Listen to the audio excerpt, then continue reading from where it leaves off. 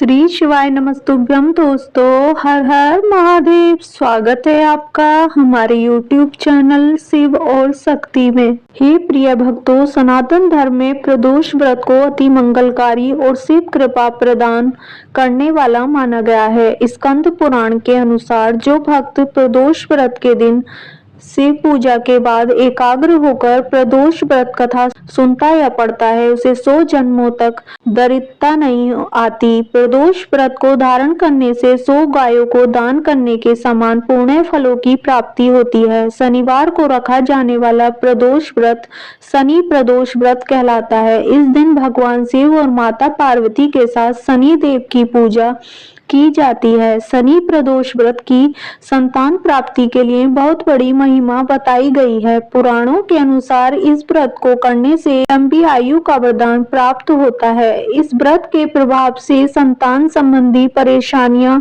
दूर होती हैं और सुख समृद्धि का वास होता है। प्रदोष काल में भगवान शिव जी प्रसन्न मुद्रा में होते हैं। इस दौरान पूजा करने से भगवान शिव जी अपने भक्तों के दुख और कष्टों को दूर करते हैं तथा सुख और समृद्धि का आशीर्वाद प्रदान करते हैं और अंत में भगवान शिव के धाम की प्राप्ति होती है। तो आइए सुनते हैं शनि प्रदोष व्रत कथा। जय श्री गणेश, जय श्री सोच महाराज अपने श्री मुख से अमर कथाएं कह रहे थे। तब महर्षि गर्गाचार्य ने प्रदोष व्रत का विधान, महात्म्य और इसके बारे में कथा कहने का उनसे आग्रह किया, उनसे अनुरोध किया। तब श्री सूत जी महाराज ने व्रत का विधि विधान से बताया था, जो कि सोमवार के दिन शिव की पूजा के समान होता है। इस व्रत को करने से देवों के देव महादेव अत्यंत प्रसन्न होकर दुख दरिद्रता को दूर करते हैं और मनोवांछित फल देते हैं। इस व्रत को करने से शिवलोक को प्राप्त होते हैं। अंत में श्री सूत जी महाराज बोले, अब मैं आपको आपकी इच्छा अनुसार कथा भी बताता हूँ, इसलिए सब लोग ध्यान पूर्वक श्रवण करें। एक समय की बात है, विदर्भ राज्य में एक ब्राह्मणी रहती थी। वह रानी की सेवा किया करती थी और उसका पति देवव्रत राजा की सेवा किया करता था। रानी के एक पुत्र हुआ, उसका नाम धर्मगुप्त रखा गया। ब्राह्मणी रानी की सेवा करती थी, इसलिए उसे राजकुमार धर्मगुप्त को पालने का भी काम सौंप दिया गया। ब्राह्मणी राजकुमार धर्मगुप्त से अपने पुत्र की तरह ही प्यार करती थी, अपना पुत्र ही मानती थी। राजकुमार भी ब्राह्मणी को दूसरी मां मानते हुए पूरा आदर देता था और ब्राह्मणी को गुरु माता कहता था। क्योंकि वह राजकुमार था, इसलिए शीघ्र ही उसे राज्य का युवराज घोषित कर दिया गया। कुछ समय बाद ब्राह्मणी ने भी एक पुत्र को जन्म दिया। उसने उसका नाम सूची व्रत रखा। राजकुमार धर्मगुप्त सूची व्रत को छोटे भाई की तरह ही स्नेह करता था, प्यार करता था। सूची व्रत भी राजकुमार धर्मगुप्त को बड़े भाई का स्थान देता था, बड़े भाई की तरह ही मान देता था।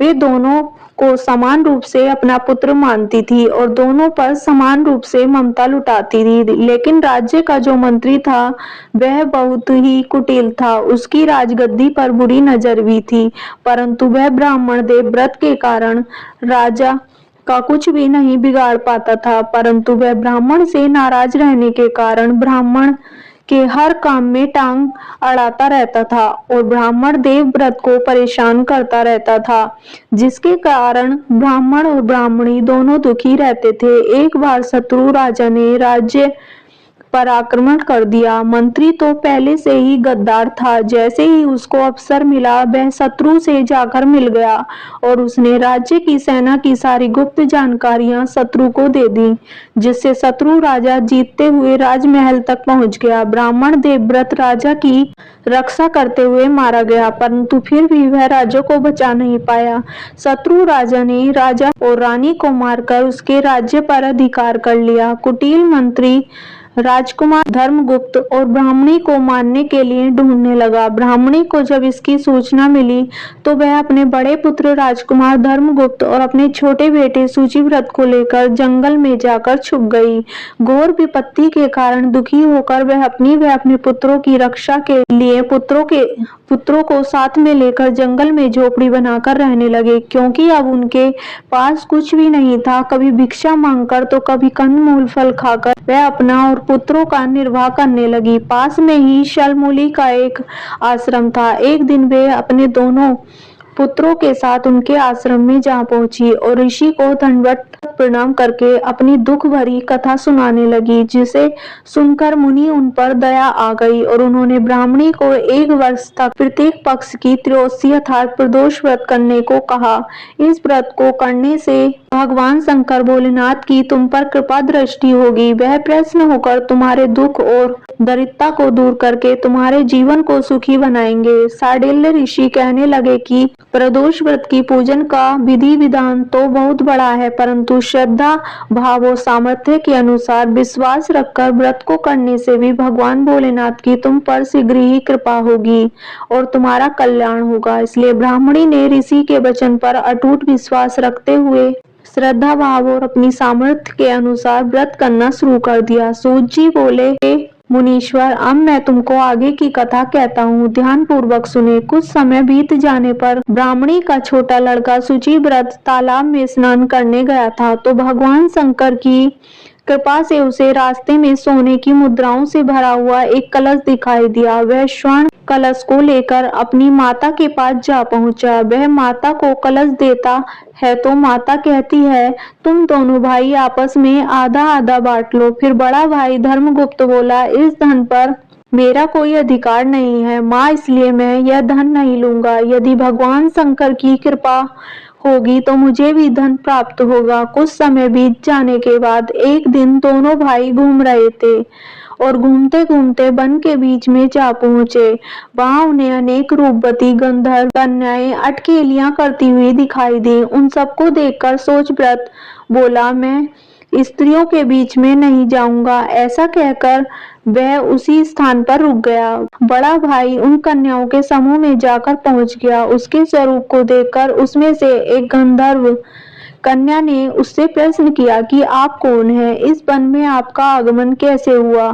फिर राजपुत्र धर्मगुप्त बोला, मैं विदर्भ देश का राजकुमार धर्मगुप्त हूँ। मेरे पिता की हत्या करके शत्रुओं ने हमारे राज्य का अधिकार कर लिया है, इसलिए मेरी रक्षा के लिए गुरु माता मुझे और उनके पुत्र को साथ लेकर यहाँ वन में रहती हैं। अब आप अपना परिचय देने की कृपा कीजिए। तब वह गंधर्व कन्या बोली, मैं विद्रवक नामक गंधर्व की पुत्री अंशुमति हूँ। मैंने अपनी सूक्ष्म बुद्धि द्वारा आपके मन की भावना जान ली है कि आप मुझ पर अनुरक्त हैं। मेरा मन भी आपको देखकर चंचल हो रहा है। कदाचित ईश्वर ने हम दोनों को एक दूसरे के लिए ही बनाया होगा। ऐसा कहकर गंधर्व पुत्री ने राजपुत्र के गले में अपनी मणि माला डाल दी। तब राजपुत्र बोला, हे सुमुखी, मैंने तुम्हारा यह प्रण उपहार प्रेम से स्वीकार कर लिया है, लेकिन मैं तो बहुत ही ज्यादा निर्धन हूँ। मेरा तुम्हारा विवाह किस प्रकार से हो सकेगा? तब अंशुमति बोली, हे राजपुत्र, आप कोई चिंता ना करें। मेरे माता पिता आपको देखकर बहुत ही प्रसन्न होंगे और विवाह की स्वीकृति भी दे देंगे।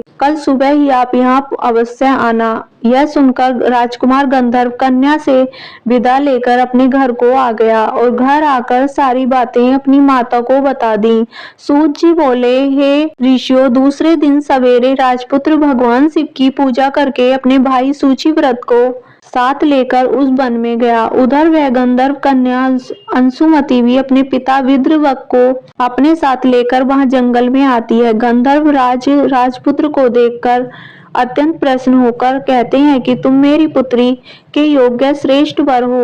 गंधर्व राज ने अपनी पुत्री का विवाह उसके साथ कर दिया और दहेज में हीरे मोती, सोना चांदी, हाथी घोड़े, लाभ, लश्कर और अनेक दासियां दी और शत्रु को परास्त करने के लिए अपनी सेना देने का वचन भी दिया। राजकुमार धर्मगुप्त ने गंधर्व राज से सेना लेकर अपने राज्य को वापस प्राप्त करने के उद्देश्य से ब्राह्मणी और शुचिव्रत के साथ शिवजी की पूजा करके शत्रु पर आक्रमण कर दिया। शीघ्र ही उसे विजय प्राप्त हो गई और उसने शत्रु राजा और कुटिल मंत्री को मारकर अपने राज्य पर फिर से अधिकार कर लिया।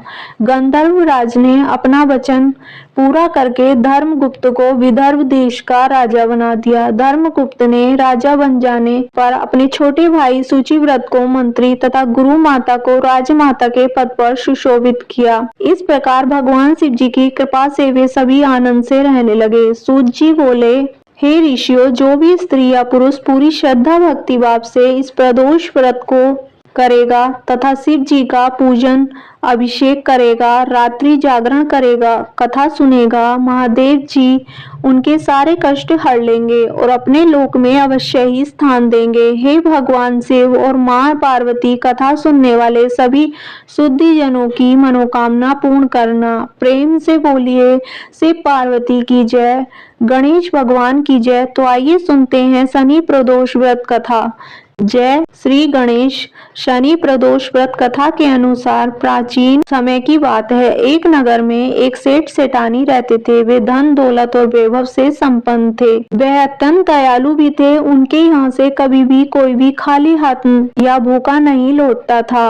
वह सभी को जी भर कर दान दक्षिणा दिया करते थे, लेकिन दूसरों को सुखी देखने वाले सेठ और सेठानी स्वयं दुखी रहते थे, क्योंकि उनकी कोई संतान नहीं थी। एक दिन उन्होंने तीर्थ यात्रा पर जाने का निश्चय किया और अपना कामकाज अपने सेवकों को सौंपकर चल पड़े। तभी वे नगर के बाहर ही निकले थे कि उन्हें एक विशाल वृक्ष के नीचे समाधि लगाए हुए एक तेजस्वी साधु महाराज दिखाई पड़े। दोनों ने सोचा कि साधु महाराज से आशीर्वाद लेकर आगे की यात्रा शुरू की जाए। पति पत्नी दोनों समाधि लीन साधु के सामने हाथ जोड़कर बैठ गए और उनकी समाधि टूटने की प्रतीक्षा करने लगे। सुबह से शाम और फिर रात हो गई, लेकिन साधु महाराज की समाधि अभी तक नहीं टूटी थी। लेकिन सेठ से थानी देर पूर्वक हाथ जोड़े वहां पहले की तरह ही बैठे रहे। आखिरकार अगले दिन प्रातःकाल साधु महाराज समाधि से उठे। सेठ पति पत्नी को देखकर वह मन मुस्कुराए और आशीर्वाद स्वरूप हाथ उठाकर बोले कि हे पुत्र, मैं तुम्हारे अंतर मन की कथा को भाप गया हूँ। मैं तुम्हारे दुख को जानता हूँ। हे वत्स, मैं तुम्हारे धैर्य से और भक्ति भाव से अत्यंत प्रसन्न हूँ। फिर साधु महाराज ने संतान प्राप्ति के लिए उन्हें शनि प्रदोष व्रत की विधि समझाई और शंकर भगवान की यह वंदना बताई। हे रुद्रदेव शिव नमस्कार, शिव शंकर जग गुरु नमस्कार। हे नीलकंठ सुर नमस्कार, शशि मौली चंद्र सुख नमस्कार। हे उमाकांत सुधी नमस्कार, उग्र रूप मन नमस्कार, ईशान ईश प्रभु नमस्कार, विश्वेश्वर प्रभु नमस्कार। हे प्रिय भक्तों, व्रत की विधि और वंदना सुनकर दोनों सेठ सेठानी ने साधु से आशीर्वाद लेकर तीर्थ यात्रा के लिए आगे चल पड़े और तीर्थ यात्रा से लौटने के बाद सेठ और सेठानी ने मिलकर पूरे विधि विधान से शनि प्रदोष व्रत किया, जिसके प्रभाव से उनके घर एक सुंदर पुत्र का जन्म हुआ और खुशियों से उनका जीवन भर गया। तो प्रेम से बोलिए शनिदेव महाराज की जय, बोलिए शिव शिवा की जय। आइए अब जो जय गणेश जी की यह कहानी आपको सुनाने जा रही हूँ, इसे हर व्रत कथा में जरूर सुनना चाहिए। एक गांव में एक डोकरी रहती थी, मतलब कि एक व्रत औरत रहती थी। उसकी बहू थोड़ी सी पागल जैसी बावली सी रहती थी। उसे भूख बिल्कुल भी सहन नहीं होती थी। वह रोज सुबह उठकर सबसे पहले खाना खाती थी, फिर दूसरे काम करती थी, जैसे झाड़ू वगैरह जो भी घर के काम होते हैं। वह उनके आने के बाद पूजा होती थी। एक दिन उनके यहाँ पूजा होनी थी और पूजा के लिए खाना बनाना था। तो वृद्धा ने सोचा कि यह तो सुबह उठकर सबसे पहले खाऊं खाऊं करेगी और सारा खाना झूठा कर देगी। और वृद्धा ने यह उपाय सोचा। पहले के टाइम में कुएं से पानी लेकर आते थे, तो उसने क्या किया, उसने पानी के मटके के नीचे एक छोटा सा छेद कर दिया और बहू से कहा कि आज पूजा है, तू सुबह से खाऊं खाऊं मत करियो, तू पहले पानी भर कर ला, फिर कुछ खा लियो। बहू ने सास से कहा कि ठीक है माँ, और वह पानी भरने के लिए चली गई। बहू थी थोड़ी सी समझदार, तो भी उसने देख लिया था पहले ही कि सासू जी ने मटकी में छेद कर दिया है। तो उसने क्या किया, जब वह घर से निकली तो उसने साड़ी में आटा बांध लिया। बहू पानी भरने कुएं में आई तो उसने वहां पर सबसे पहले अपनी साड़ी में बंधा हुआ आटा निकाला, फिर पनघट पर उसे गोंद लिया और उसकी बटियां बेट ली। वहां पर मुर्दा जलाया जा रहा था तो उसकी आंच में उसने वह बाट सेक ली। पास में ही एक गणेश जी का मंदिर था। मंदिर में किसी ने गणेश जी को छोला चढ़ाया था तो गणेश जी की तोन में घी लगा हुआ था। उसने उस घी से वाटिका भोग गणेश जी को लगाकर उसने वह बाट खा ली। उसके बाद उसने आराम से पानी भरा और फिर वह आराम से अपने घर चली गई। इधर गणेश जी ने क्रोधित होते हुए नाक पर उंगली चढ़ा ली। फिर उसके बाद कोई उधर से निकला तो उसने देखा कि गणेश जी ने नाक पर उंगली चढ़ा रखी है। तो उसने गांव में जाकर सबसे कह दिया कि गणेश जी ने नाक पर उंगली चढ़ा ली। अब गणेश जी की नाक से उंगली उतारने के लिए सब प्रयास करने लगे। कोई गणेश जी के पाठ करने लग गया, कोई हवन कर रहा था, कोई जाप करने लगा ताकि गणेश जी की नाक पर से उंगली हट जाए, पर गणेश जी ने नाक पर से उंगली नहीं हटाई। अब यह बात धीरे धीरे राजा तक पहुंच गई कि गणेश जी ने नाक पर उंगली चढ़ा ली। अब गणेश जी की नाक से उंगली उतारने के लिए सब प्रयास करने लगे। कोई गणेश जी का पाठ करने लगा, कोई हवन कर रहा था, कोई जाप करने लग गया ताकि गणेश जी की नाक पर से उंगली हट जाए, पर गणेश जी ने नाक पर से उंगली नहीं हटाई। अब यह बात धीरे धीरे राजा तक पहुंच गई कि गणेश जी ने नाक पर उंगली चढ़ा ली है। राजा ने बड़े बड़े पंडित और ज्योतिष बुलवाए, पंचांग देखने के लिए सब कुछ कर लिया, पर वह भी गणेश जी की नाक से उंगली नहीं हटा सके। अब राजा ने पूरे राज्य में मुनादी करवा दी कि जो भी गणेश जी की नाक पर से उंगली हटवाए उसे 5 गांव की जागीर दे दी जाएगी। अब राज्य में सभी लोग अपनी अपनी तरफ से प्रयास करने लग गए। गणेश जी ने फिर भी नाक से उंगली नहीं हटाई। सब थक हार गए। आखिर के डोकरी की बहू बोली कि माँ साहब आप कहो कि तो मैं तो गणेश जी की नाक से उंगली हटा सकती हूँ। तो वृद्ध हंसने लगी कि बड़े बड़े पंडित और ज्योतिष गणेश जी की नाक से उंगली नहीं हटा पाए, तू हटा लेगी बावली, तो तू कैसे हटा देगी।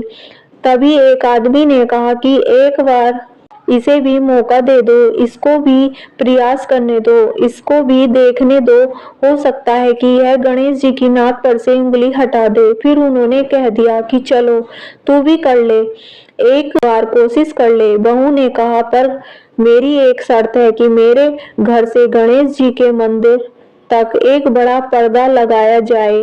तो लोगों ने कहा ठीक है और घर में मंदिर तक पर्दा लगवा दिया गया। तो उसके घर से लेकर मंदिर तक पर्दा लग गया। अब बहू ने क्या किया, जब वह घर से निकली तो उसने सबसे पहले अपने घाघरे में मतलब पेटीकोट में धोना यानी कपड़े धोने का जो हथियार होता है धोना जिससे कपड़े कूटते हैं छिपाकर मंदिर गई। मंदिर में ढोप निकालकर गणेश जी से बोली कारे कारे गणेश आटो लाए मरे घर से पनघट पर आटो ओसन के उन्हीं की बाटियन मरिया मुर्दा की आग से उन्हें सेकी थारी तोंद में से जरा सा घी ले लियो तो तूने नाक पर उंगली चढ़ा ली, नाक पे से उंगली हटा रही हो के नहीं नहीं तो दूं एक धोम नारी अभी थारा टुकड़ा टुकड़ा हो जाएगा। यह सुनकर गणेश जी डर गए। उन्होंने सोचा कि यह तो बावली है, सही में मार देगी तो क्या करूंगा, इसका तो कोई भरोसा नहीं है, सच में ही मार देगी। और गणेश जी ने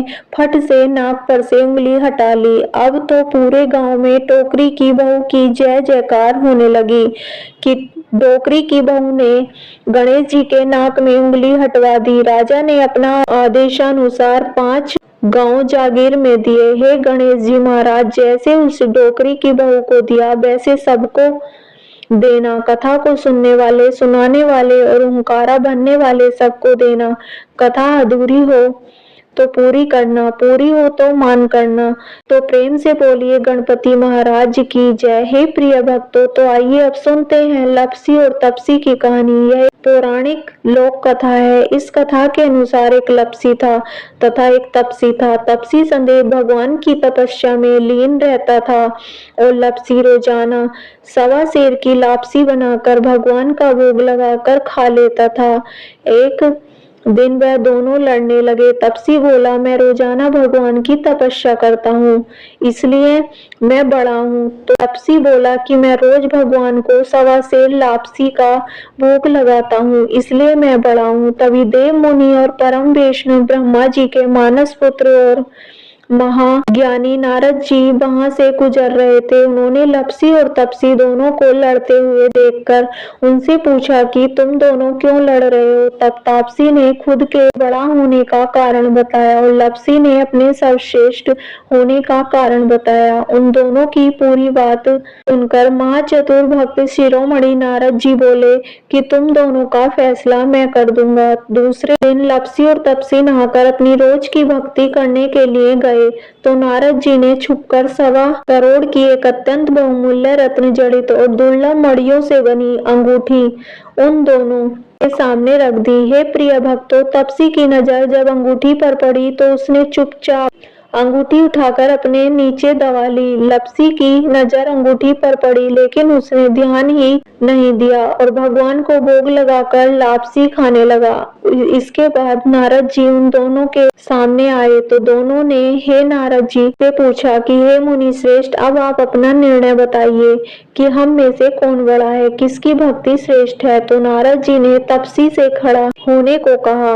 जब वह खड़ा हुआ तो इसके नीचे दबी अंगूठी उन्हें दिखाई पड़ी। नारद जी ने तप्सी से कहा कि तपस्या करने के बाद भी तुम्हारी चोरी करने की आदत नहीं गई, इसलिए लप्सी बड़ा है और तुम्हें तपस्या का कोई फल नहीं मिलेगा। हे प्रिय भक्तों, तब तप्सी बड़ा शर्मिंदा होकर नारद जी से माफी मांगने लगा। उसने नारद जी से पूछा कि मुझे मेरी तपस्या का फल कैसे मिलेगा। तब नारद जी ने उससे कहा कि यदि कोई गाय और कुत्ते की रोटी को नहीं बनाएगा, यदि कोई ब्राह्मण को भोजन करवाकर दक्षिणा नहीं देगा, तो उनके दान धर्म का फल, उन लोगों की पूजा का फल तुझे मिलेगा। यदि कोई सुहागनी साड़ी के साथ ऊपरी अंगोछा का दान नहीं देगा तो वह फल तुझे मिलेगा। यदि कोई दिए से दिया जलाए तो वह फल भी तुझे मिलेगा। यदि कोई सारी कहानी सुने लेकिन तुम्हारी कहानी नहीं